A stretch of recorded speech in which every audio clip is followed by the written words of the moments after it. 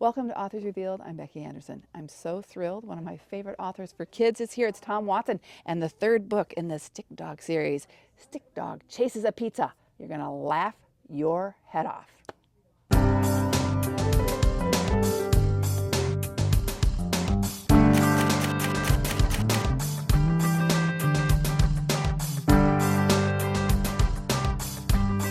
Well, Tom, it's so good to have you back. Always good to have you back here I at love Anderson's. Anderson's. Well, we love you and we love Stick Dog. So I want to thank you. I think you did a couple of school events today. I with did. We us. had an absolute blast. We were drawing with the kids. Yeah. Drew all the characters, then we got into some more complicated illustrations, and you know that's one of my favorite things to do. Even the little guys can, you know, if you break these illustrations down just into shapes, and you start shoving a couple of circles together and a couple of triangles, and all of a sudden you got a stick dog. Well, I'm amazed at how the span of ages that love these books. You know, It's true. I'll have second graders come in and love these books, or I'll have sixth or seventh graders who love these books.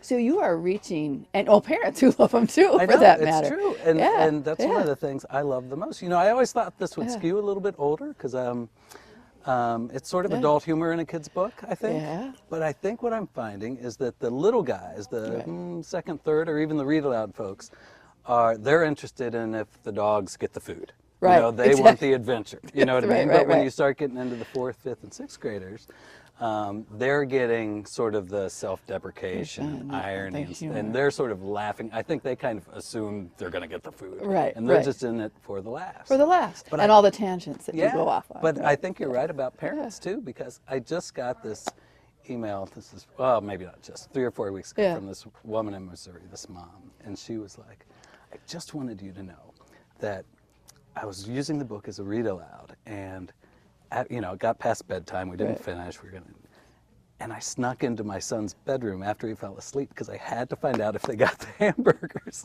And I was like, that's the greatest compliment I could possibly get. You know, it was so sweet for her to take the time and tell me. No kidding. Because it's humor that's so important, and humor is so important in our lives anyway. But when you can reach humor on both levels, when parent and child can enjoy something and laugh just as much together. I think that's what the classic funny books are. That's Don't you think? Even like read aloud. I mean, that's why adults love to read Dr. Seuss. You know what I mean? It's because they enjoy it just as much as And to me, the the best picture books are those ones that I can laugh as much as I can when I'm reading it with a child in my lap. Totally, you know? yeah. So I can't believe this because it's, okay, the third book was out in July. Right. And the fourth one will be out next May. Yep, May 18th, I think. So in just a short time since you published these with HarperCollins. Wow. What a Yeah, ride. I think they really like kind of the trajectory. You know, I think when kids are finding them, they're digging them. You know, and I just signed for 2. It was going to be 6, and now it's going to be 8. Well, I was going to ask you. That's great. Yeah, so there are a lot of foods you can go through with this. Well, and there was, we had kind of done this thing that the 5th book was going to be, and this is kind of a secret, but you know, you're my good friend. We can tell you, right? Tell me. The 5th book was going to be a stick cat book. Well, I've heard people want, those cat lovers do want stick cat. I was going to change sort of the narrative and just do this kind of one-off. So I shot it to Harper, and they just went crazy for it. So they're like, this just needs to be its own series. So well, then you got to so there are going to be cats and dogs everywhere, pretty much. Now, do you have a cat at home? Because I know you got a dog at home. No, I'm actually allergic. So you know, the cat thing for me is a little like, I got to stretch it a little bit. You know what I mean? There's chances for some good humor with that.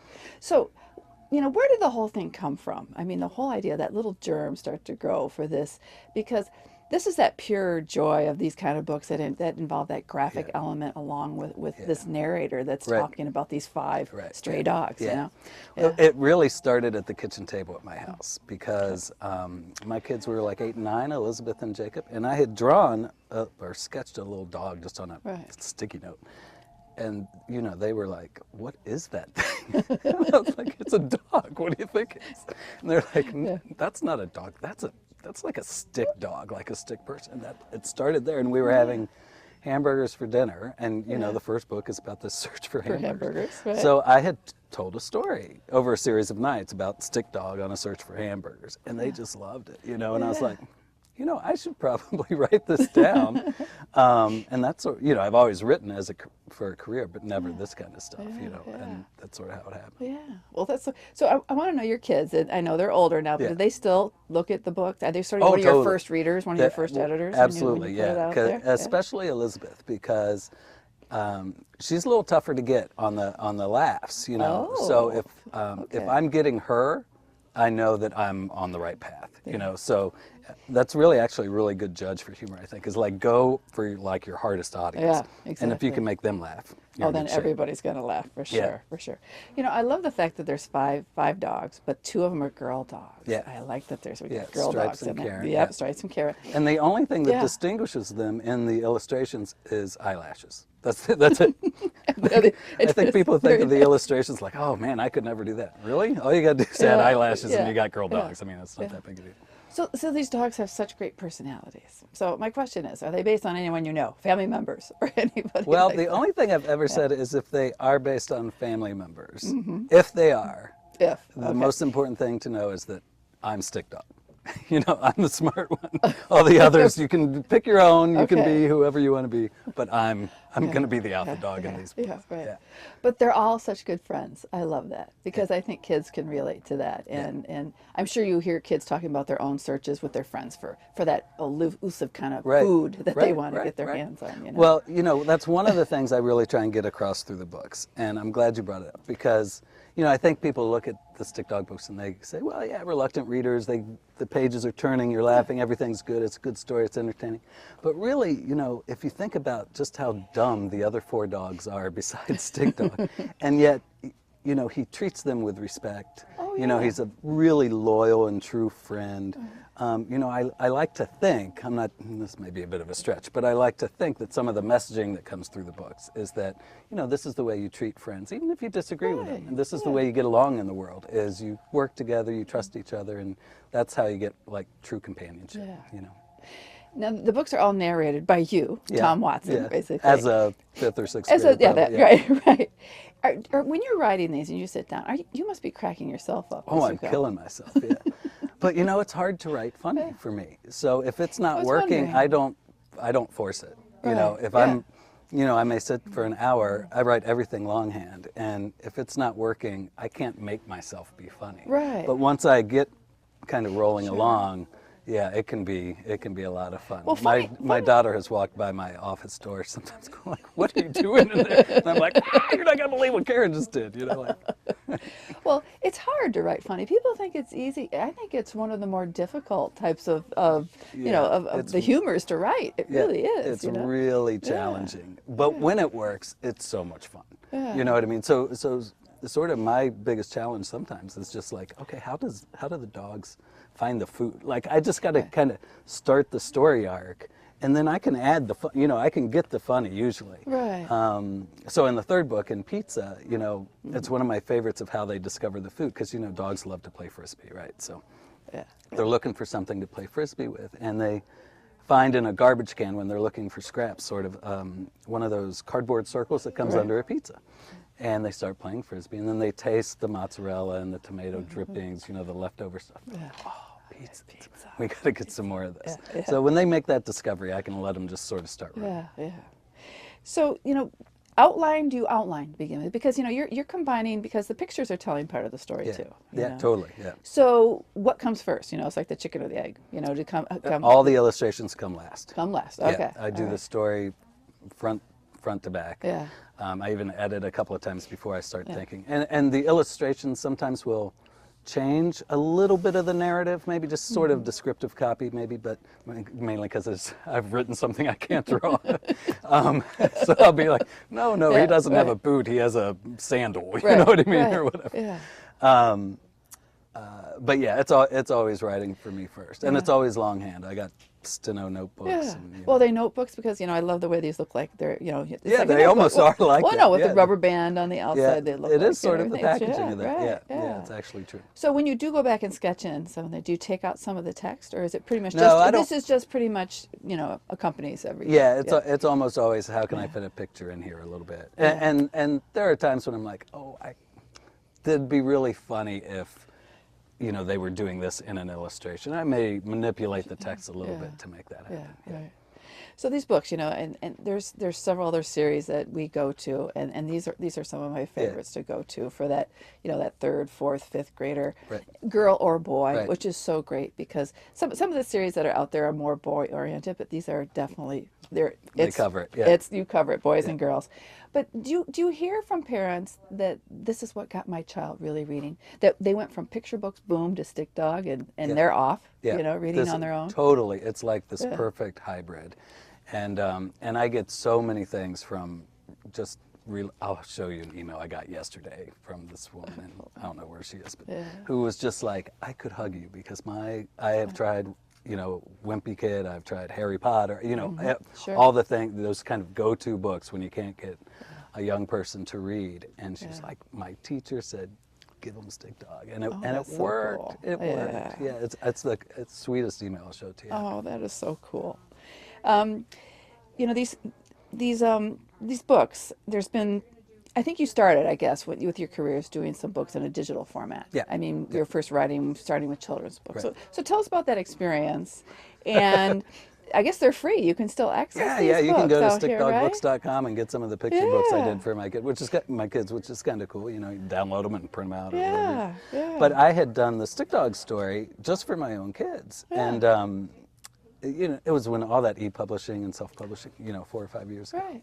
And my wife, Mary, you know, who is like most wives, 1,000 times smarter than I am, right? And she said, you should, you know, that Stick Dog thing you did last year, you should put that up in this whole, you know, I was like, all right. You know, I put it up for free on Apple's iBook store. And, you know, you could get it at Amazon digitally and stuff. And the thing just, it rocketed up the charts, the free books chart. I wasn't trying to make money or anything. I just wanted to share the story.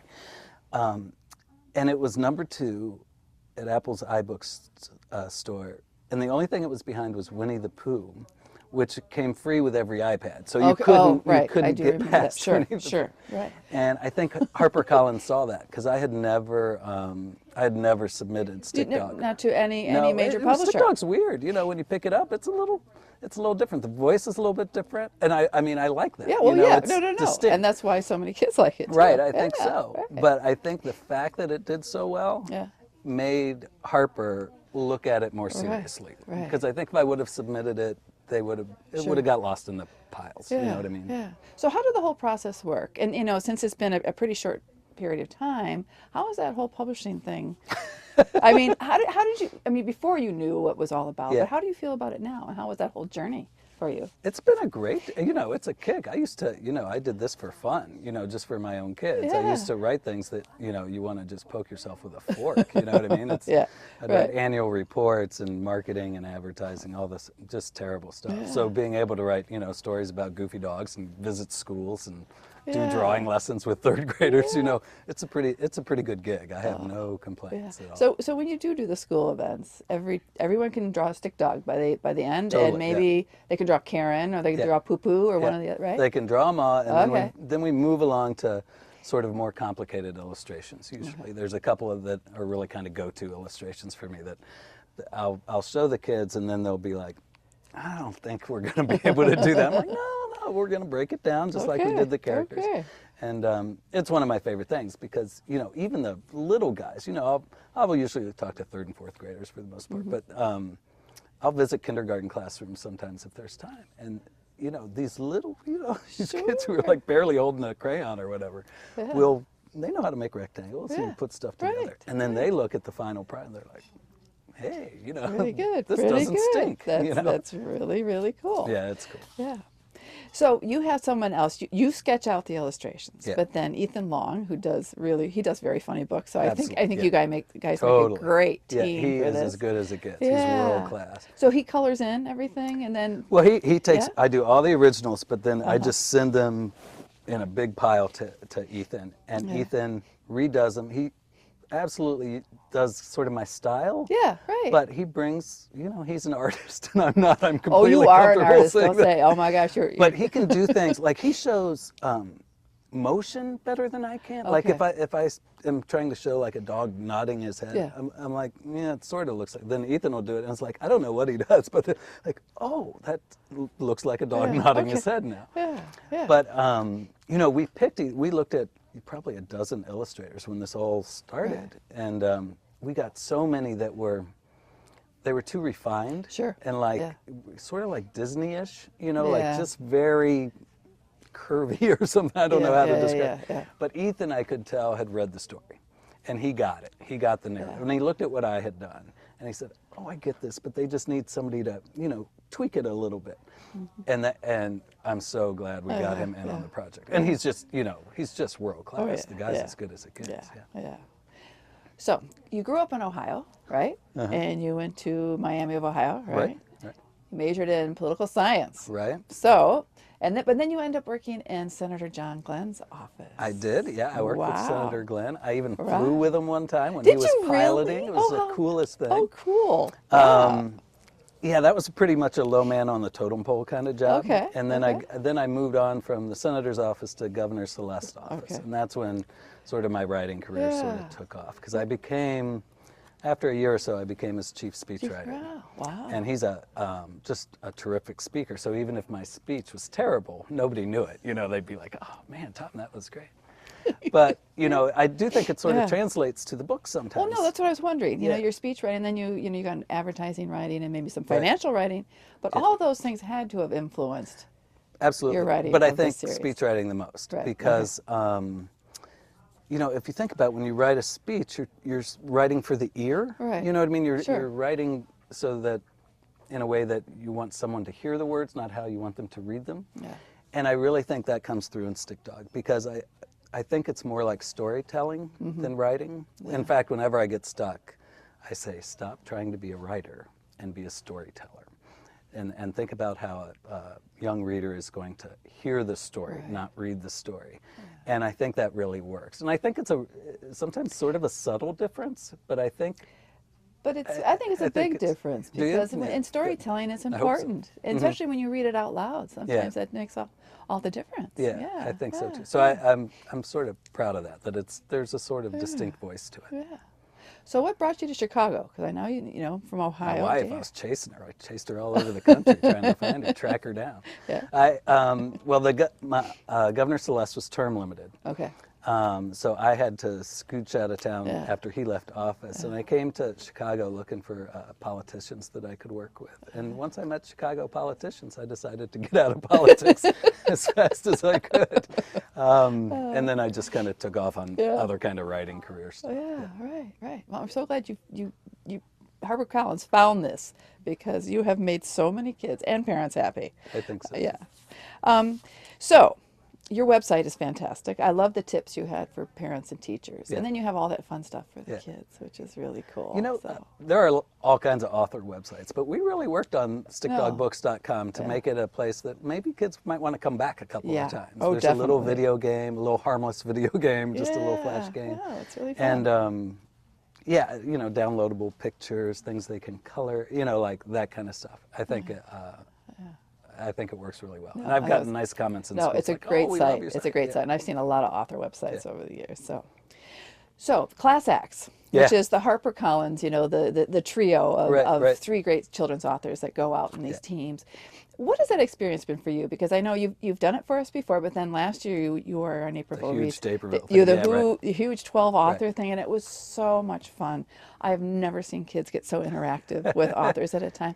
But what has that been like for you, especially to be with other authors? Well, first of all, it's such a brilliant idea. Yeah. You know what I mean? That you do sort of this game show kind of thing. Right.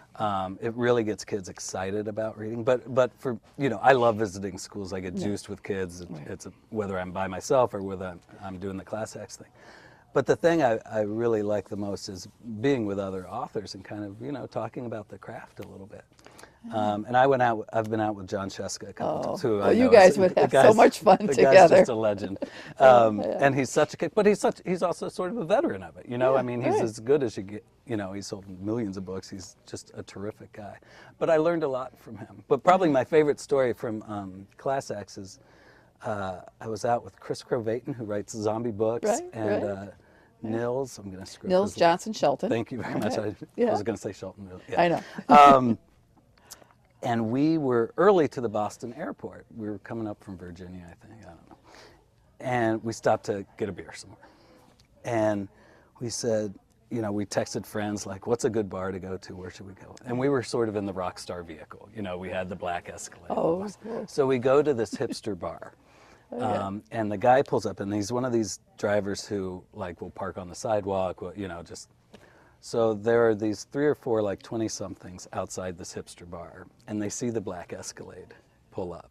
And you can just see it in their eyes. They're like, oh, my gosh, who's going to get out of this thing? And then the look of disappointment on their faces when the 3 of us got out of the car was priceless. And I was like, yeah, you know, we're kind of good with the 3rd grade set, but, you know, let's keep everything in perspective. Oh, you're cooler with some older people, too. Yeah, you're good with us, So next May, right? Right. Yeah, May. Yeah. We're going to have Stick Dog and some ice cream. Right. Dreams Stick of ice Dog, cream. Dreams of ice cream, yeah. I think it's hilarious. I think kids Can you give us a little bit without any spoilers about what's going to happen on this Well, adventure? it all starts with an ice cream truck. You know, I mean, you hear that, the dogs hear that annoying music, and they're like, oh, what is that? And that's sort of how the ice cream discovery takes place. And eventually, Stick Dog gets tracked down. The cops are after him. He gets spotted by some humans, which really hasn't happened before. You know, it's right. So there's just a little bit more of suspense, but plenty of laughs.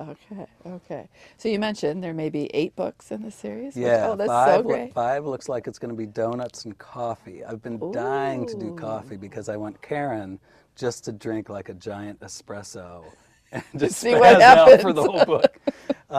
So that's sort of in the works now. That'll be good. And then with the cat, we're going to have Stick Cat. Yeah, that's kind of a big surprise. I didn't know that was going to happen until just recently. But it's different. It's 2 cats, not 5 dogs. It takes place in an urban setting. Okay. And it's not really food.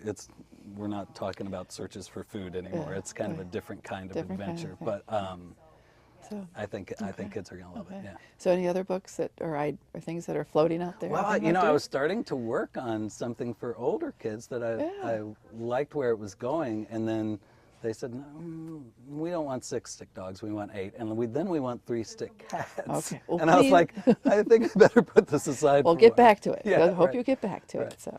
Yeah. Well, I always wonder, now I know the 5 dogs, you know, all of them. Will they ever find a home, or are they just always going to be their buddies together? You know, if they ever... Have you ever had kids ask you that question? Yes. Okay. I get it a lot, actually. Okay. And they also want to know what breed stick dog is. I get that a lot.